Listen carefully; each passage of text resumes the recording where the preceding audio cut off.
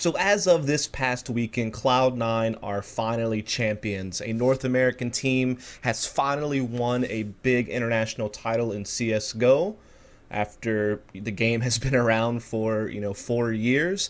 And according to Thorin, this is the first time that a North American team has won a big international title in over 10 years, ever since like 2006 or something like that. And of course, Cloud9 had many chances to win a title before this one, right? They had found themselves in quite a few finals, particularly in the summer of 2015 with an older lineup. But they also were in the finals of DreamHack Bucharest. They were in the finals of Northern Arena Toronto. Grant, that wasn't a big international competition. That was mostly North American teams. And they found themselves in the playoffs, like at Star Ladder Season 2 in September and different things like that. And so they were always on the verge of perhaps taking a title. Certainly, they were never considered a favorite going into a tournament. They've always been competitive as of recent times, and they've been ranked in the top 10 of the world, quite high up in the top 10 for some people. But they finally have done it, right? They finally have conquered it. They finally are able to hoist a trophy at the end of an event and create this new, accomplishment for North American Counter-Strike, for CSGO particularly. And so I just want to talk a little bit about this tournament run. I know there's already been a lot of content out there about this, but in a pursuit of trying to put out consistent content from my channel and trying to, get back on the grind of doing things, I wanted to do a video about this. And I'll do some other videos probably that relate to this EPL Season 4 Finals as well for other teams, other storylines that come out of it. But this is the first one that I wanted to touch on, was Cloud9 becoming champions, right? And so they've basically been playing with this 5 offline now for, I guess, the last 2 or 3 months, right? I mean, the first LAN event that Automatic plays with this team is in September, at the very beginning of September. I think it was like the 1st through the 4th, was like the first weekend of that month, which was Northern Arena Toronto. That was the first event that he would attend, which is an event that I was at. This is an event where they do make the finals, but they wound up losing to Immortals in a best-of-3 that goes all 3 maps. And of course, there was some controversy surrounding this whole situation. But that is what the end result was at the end of the day. They did, of course, take care of business in group play, no problem, against some of the weaker North American teams. And in the opening round against CLG, they had a tough series against Heroic where they won 2-1, but they were able to make the finals. They lost to Immortals, like I said, in close fashion. They then later that month went to Star Ladder, the Season 2 finals, where they were able to find a top 4 finish after beating teams like Envy and Vici Gaming Cyberzen in group play, taking care of Flipside Tactics in the round of 8 in a 2-1 series where it was pretty dominant, and they lost a big map on Train, but they were pretty dominant on Overpass and Mirage, and they wound up getting crushed by NIP basically in the semifinals. They then go on to play at DreamHack Bucharest, where they lost to VP in the finals in a pretty one-sided fashion, but along the way they collected wins against Envy in a best-of-3, as well as best-of-1s against FaZe and Flipside again.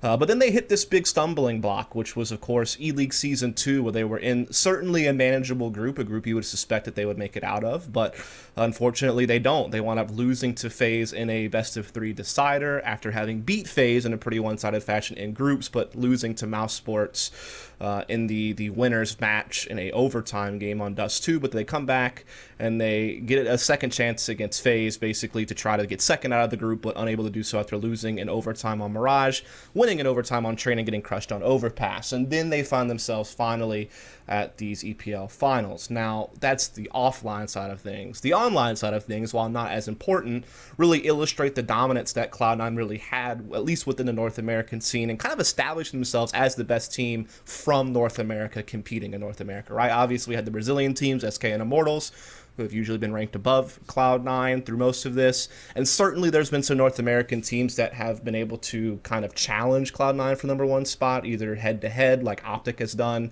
when they've beaten them a couple of times in best-of-3s online, such as, outplaying them to qualify for ESL1 New York, for example.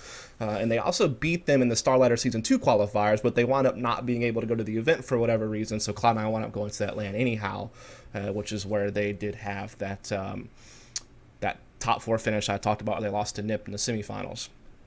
And you also did have Liquid having these cool results, like their run at ESO1 New York, obviously the core of that team in Majors, though of course they had a really big piece on their team at the time named Simple, who isn't there anymore.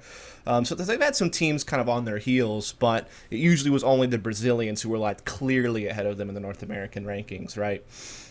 And this is because they were absolutely dominant during the EPL regular season, right? They only dropped one map. They went 25-1. The one map loss was to Echo Fox on Dust 2 in like this crazy situation where they had to play Dust 2 twice because of the way the pick ban phase went for the particular series.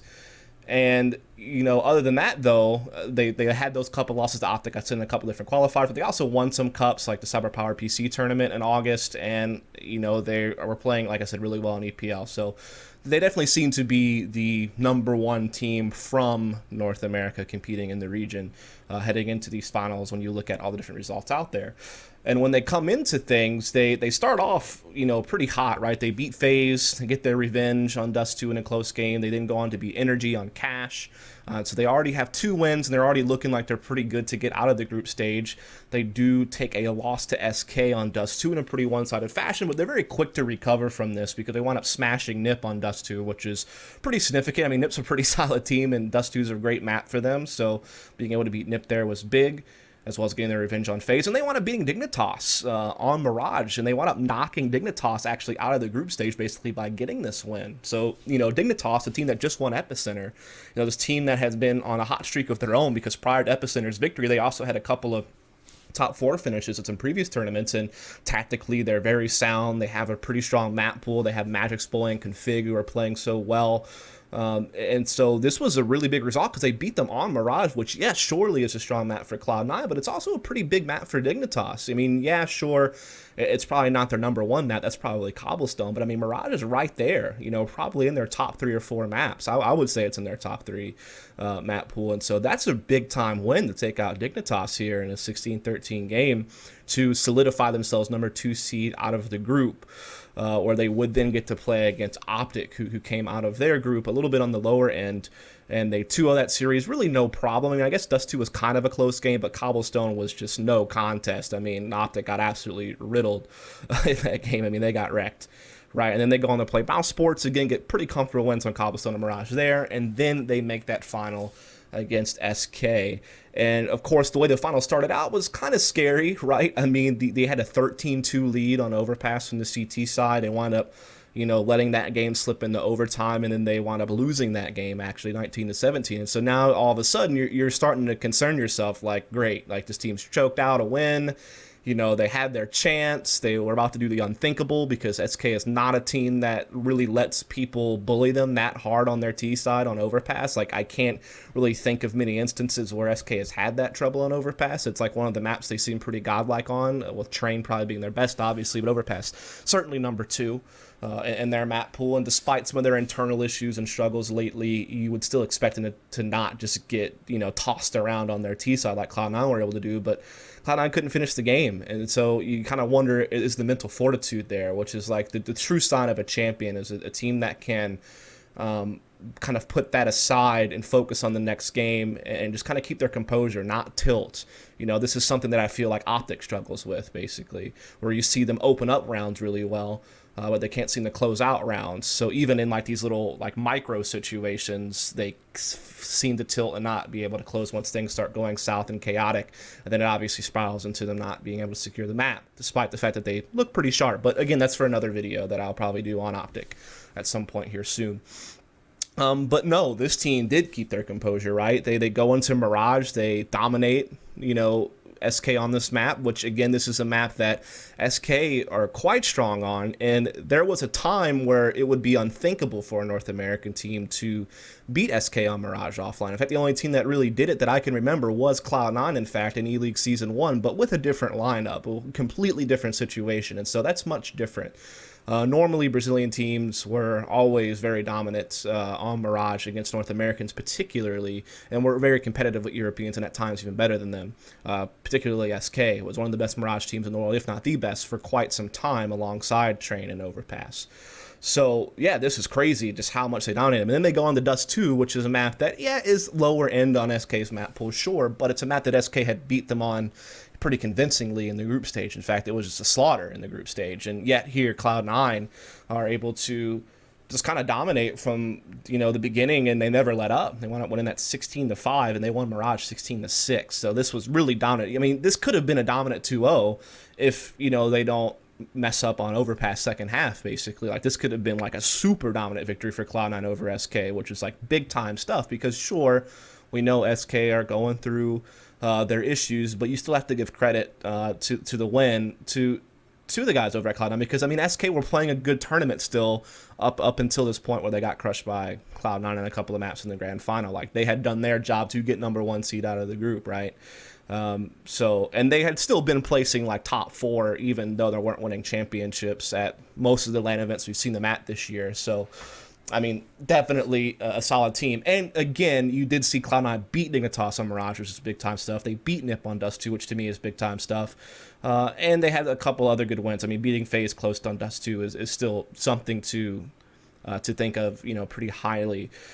And so this is really big time stuff, because yes, they had a second place finish at Bucharest, but they got crushed by the main competition, which was VP, though they did play really well against Envy, who are certainly no slouches, right? They're not, this crazy top 5 team in the world anymore. They're certainly still in the top 10, and when Apex and Kenny S are in form, they're still a very dangerous team the way that they approach the game. So that was still good stuff. But this is certainly the biggest result that they've had with this lineup, obviously, right? It's the biggest result that NA has had in CSGO, basically, right? I mean, yeah, there were certainly some other historical moments where NA did well in CSGO, like maybe Complexity's run the original major, some of the things that, iBuyPower did, like in 2014, 2015 at ESCA lands, and that one big, I think, like Faceit event in Italy where they lost to Fnatic in the finals after beating LDLC. I can't remember exactly when that was, but of course that was a really big result for NA. I think that was like right before ESWC 2014 or something like that. So it was around that time period because that was the very next tournament they went to, where I think they placed like top 4 or something like that, maybe 5th, 6th place at ESWC 2014.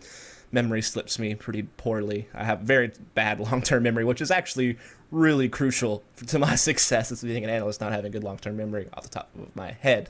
And of course, the summer runs of Cloud9 are big results as well. But this is the tops it all, right? And that's great stuff for them. So, what does this really mean for Cloud9? How are they able to do it? And what are some maybe concerns they need to look out for in the future? Is kind of the next things to address here. And as far as how they were able to do it, well, first of all, their map pool is starting to shape up a little bit here. I think that's one thing you have to talk about. For one, their Dust 2 is strong. Sure, they've had some losses to like Mouse Sports. They've traded games with Nip and SK, but these are all really good Dust 2 teams that they're either trading games with throughout the last 3 months or are losing to. Like, they're not losing to any slouches on Dust 2. So Dust 2 certainly is going to be out there. It's not their best map. We'll get to that in a moment, but it's certainly up there, right? Certainly in their top 3 or top 4. It's certainly a map that they can leave in the pool and be confident that they can deliver results on, right? Their cash, they've only played it a couple of times, right? Wins over Envy and Energy. Energy at this EPL tournament, and Envy, I think, maybe at Bucharest, if I had to guess. So they've only had to play it twice, and they've always historically been pretty good on cash as a team. Like, it's always been a map that has favored the core of this lineup. Certainly very good online in North America. So again, cash is probably not a map you're going to see them pick, but it's certainly a map that they can comfortably probably leave in the pool and know that they're going to have a good chance on it. So you have that, kind of in the middle there somewhere in their map pool probably. Then you have Cobblestone, where, again, their only losses are to really good Cobblestone teams like Virtus.pro, who has been, like, absolutely monsters on Cobblestone this year. One of the biggest reasons I think that they've been so successful is the fact that they've really been able to get Cobblestone into their map pool, like, really solidify it. Nip, certainly a good Cobblestone team, one of the innovators of the map on some of the strategies that get used on it and have posted up good results on Cobblestone. And then you have Immortals, who really, similarly to Dignitas, kind of had a period this year where they kind of built their legacy upon being very good at Cobblestone. Dignitas much earlier in the year, like in January, February.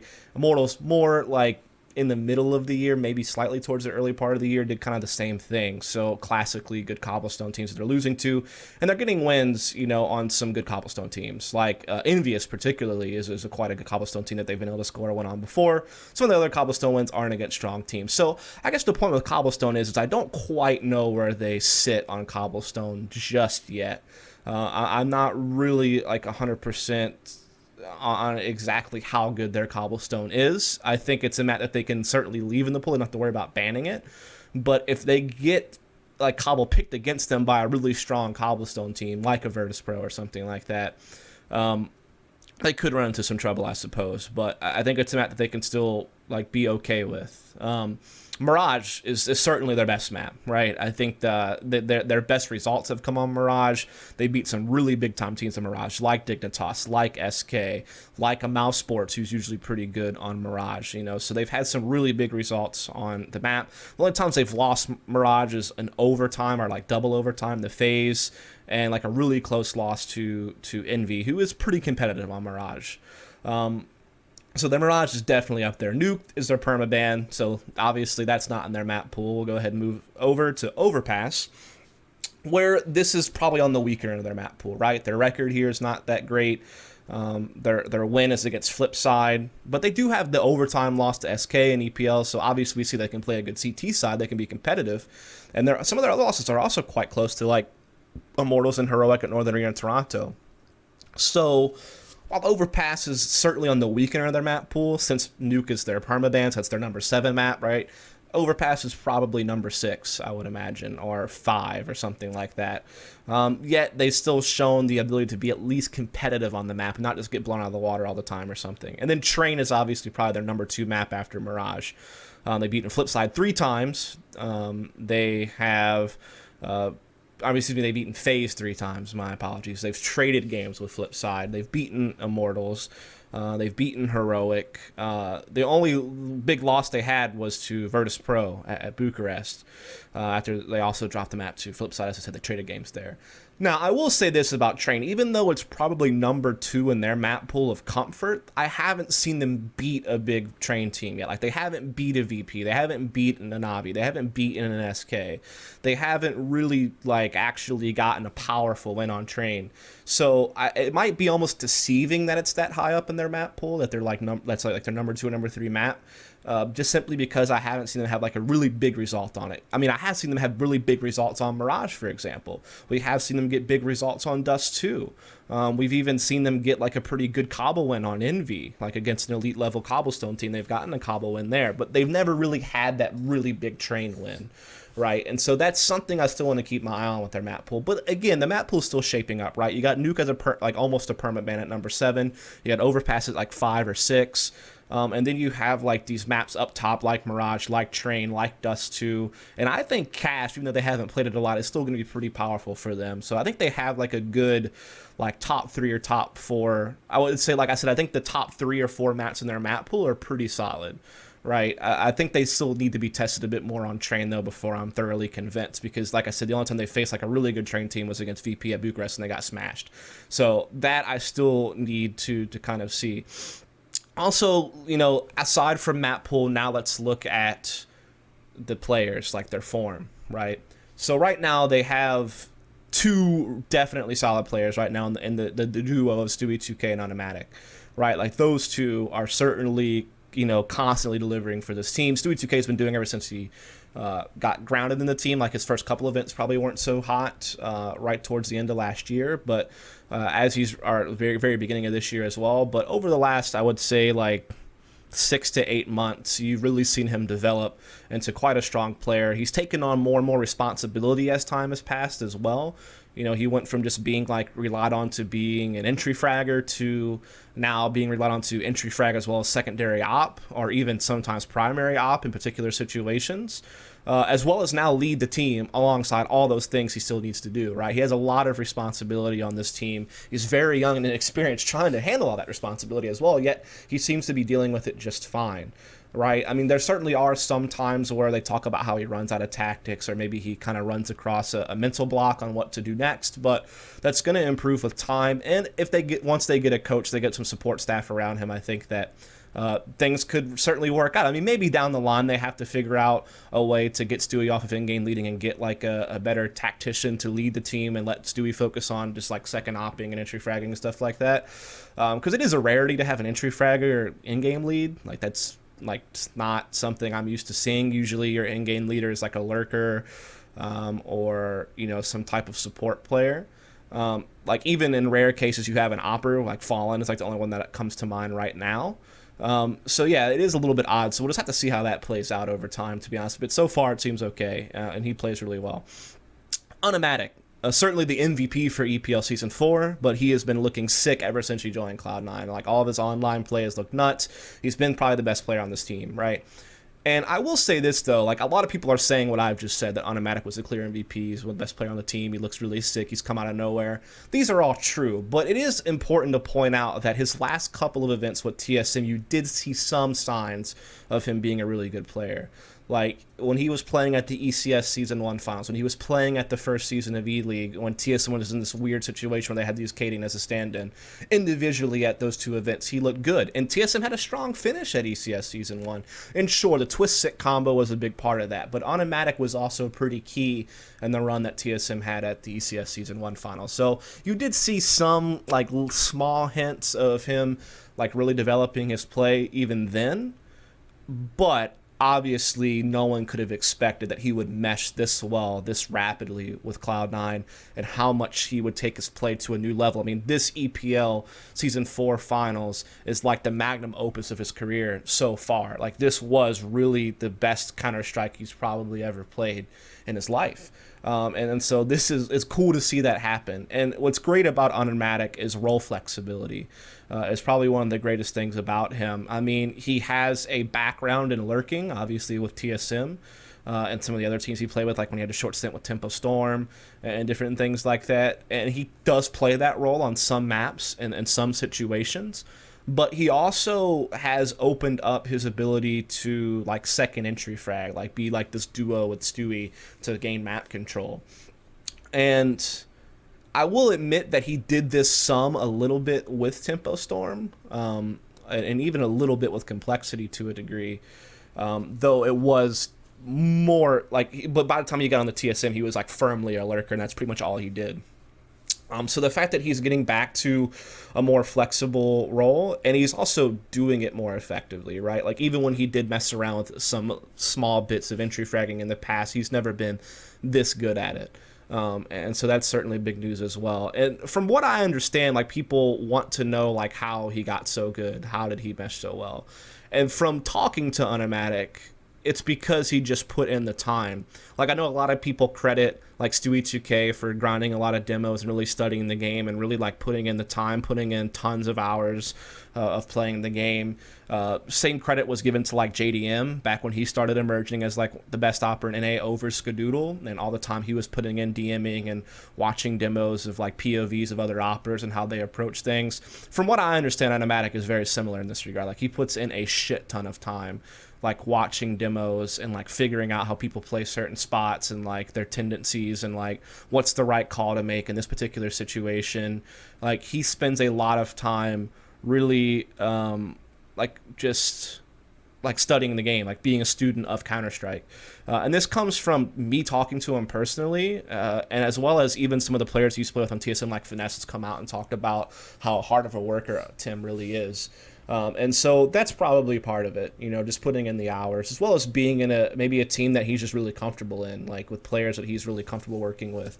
There could be a lot of different contributing factors to why this has happened, but I figured I would maybe touch on a couple just to give you a little bit of insight in case you didn't know a couple of those things. But I think some of that stuff has been pretty highly publicized. So that's a great duo. Now, Nothing's also playing really well. Very similar to how he played well in the summer of 2015. Like, that was probably the high mark of his CSGO career, was that time period where they were getting all those second-place finishes.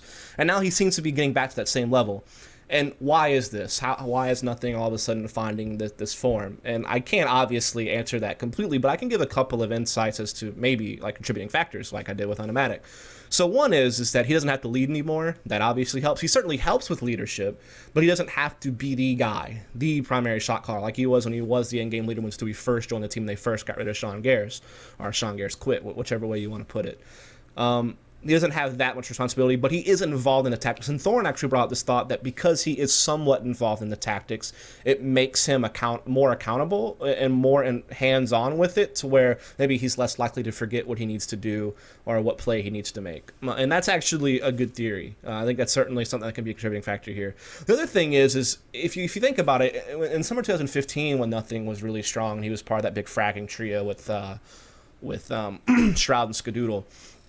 One of the big things that I think helped him was that the roles across the team were so firmly established. Like, even though he was in a strict system, he could be the wild card. He could play loose because you had like Freakazoid always going to be the entry fragger. You had Shroud was going to be the number 2 guy. You had Skadoodle opping, and you knew that Sean was going to be like one of the lurkers on the team, right? And so this meant that nothing could play like peripheral roles, but he could also come off those peripheral roles and like be a part of the mix and just kind of be a wild card. Like put it that way. Like you knew you were going to get consistent performances at that period of time from guys like Skadoodle, and Shroud was playing really consistent at that period of time. And so nothing, he had a lot of flexibility since everyone else was so set in stone.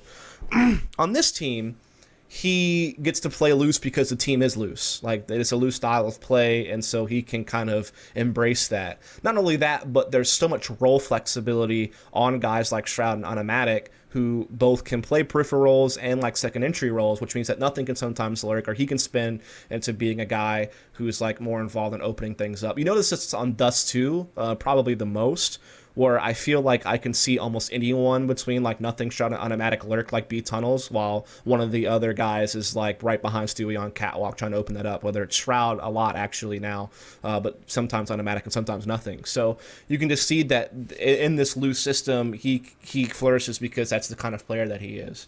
And so that's just kind of one thought. I mean, I don't know if that's accurate or not. Now that we're talking a bit about tactics, I'll kind of finish off on this. Is tactically, the team obviously plays really loose, but they also do have working defaults. And again, the role flexibility helps when you can see guys, switch between what they play. So, for example, a map like Cash, it's pretty established, right? Like, Stroud's going to play Door. He's played that his whole damn career. Nothing's lurking outside B now. And you have Automatic. This is him shifting into second entry roles, kind of playing like a little bit of A main or something like that. And obviously on that map, you see them being able to play default, be able to play like mid-control style, but also have these crazy 1-4 splits. And that's a pretty common theme. Cobble, again, same exact story. You have these set defaults, particularly like Shroud really loves to work plat, Nothing really loves to work drop down, and then everyone else is pretty up in the air, right? Like Stewie floats between controlling A halls and playing like B attacks. Automatic, again, can flex between like being like the solo mid lurk on like a 1-4 B attack, as well as being a guy who's involved in the mix in an execute.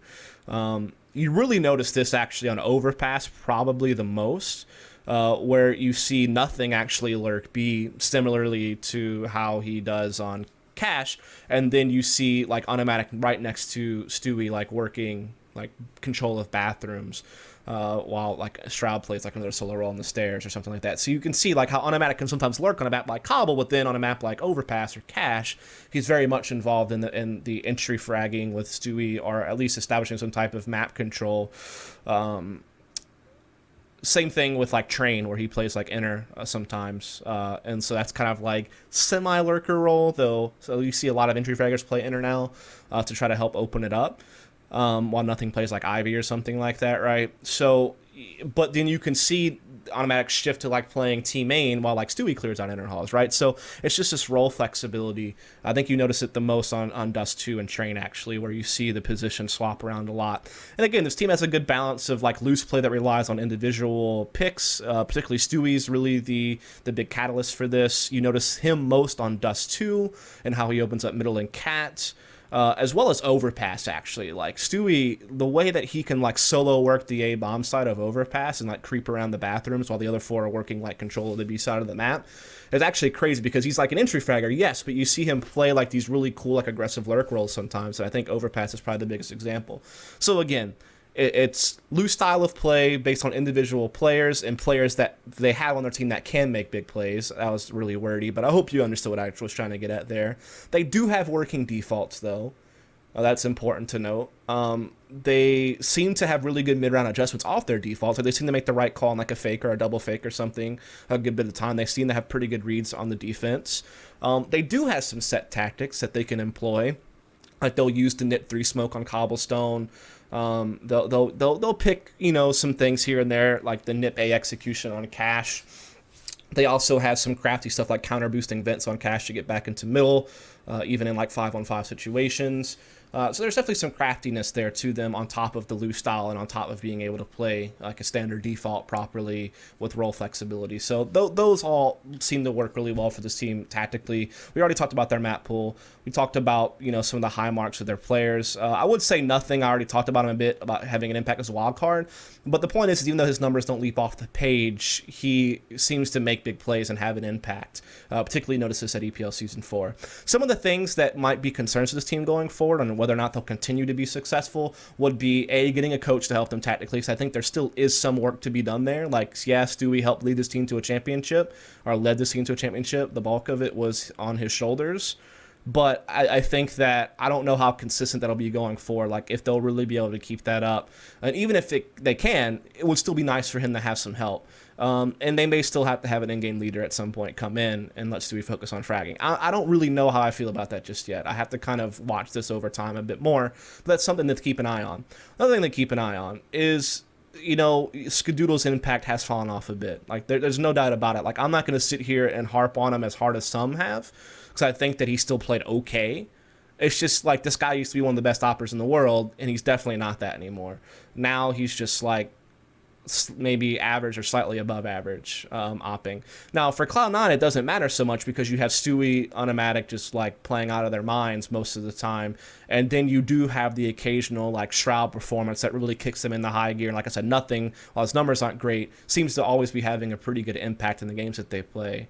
And he can have big numbers. So you have like a pretty solid trio of like Stewie, Automatic, and nothing.